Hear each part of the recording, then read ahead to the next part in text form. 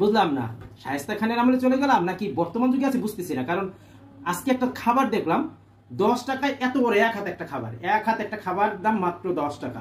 একটা চিপস, এতটুকু চিপস, এটার মধ্যে কয়টা চিপস আছে, এটার দাম 10 টাকা। এক হাত একটা খাবারের দাম 10 টাকা।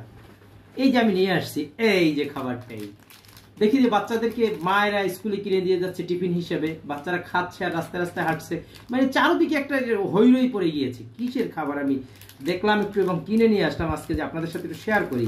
এটাকে বলা হচ্ছে মিং রাইস ক্রেকার্স। এখন এটার দাম মাত্র 10 টাকা। এই যে দেখেন এত বড় একটা খাবার, এই এক হাত একটা খাবার, একেবারে আমার হাতের এক হাত, এই খাবারটার দাম মাত্র 10 টাকা। এটা আবার বিএসটিআই অনুমোদিত। দেখেন এই যে দেখলাম, এই যে বিএসটিআই অনুমোদিত, বিএসটিআই অনুমোদিত। একটু খুলে দেখি এর মধ্যে কি আছে। 10 টাকায় বাবা, আবার এর মধ্যে এই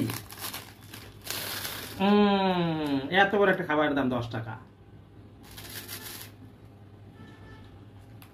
মিষ্টি মিষ্টি ফাঁকি ফাঁকি, একটু মিষ্টি মিষ্টি চিপসের মতো। এর মধ্যে কি কি উপাদান আছে, উপাদানগুলো এখানে লেখা আছে। মানে হ্যাঁ, উপাদানগুলো হচ্ছে ভুট্টা, চাল, পানি, তেল, baking powder, সাইক্লোমেট, calcium carbonate, sodium, এই সমস্ত উপাদান দিয়ে তারপরে এটাকে তৈরি। এত বড় একটা খাবার দেখেন, এইটার দাম মাত্র 10 টাকা। টেস্টও তো আছে মোটামুটি। বাচ্চারা এই খাবারগুলো আসলে পছন্দ করবে না কেন? মানে চারদিকে দেখি বাচ্চাদের হাতে এই খাবার এখন। যাই হোক, এরকম বড় বড় খাবার যদি 5 টাকা 10 টাকা পাওয়া যায় আগের মতো, চারানায় চকলেট, একটি আধুনিতে চকলেট, একটি শিকিতে চকলেট, এখন 10 টাকা এত বড় একটা খাবার পাওয়া যাচ্ছে, এটাই তো অনেক কিছু। ধন্যবাদ সবাইকে।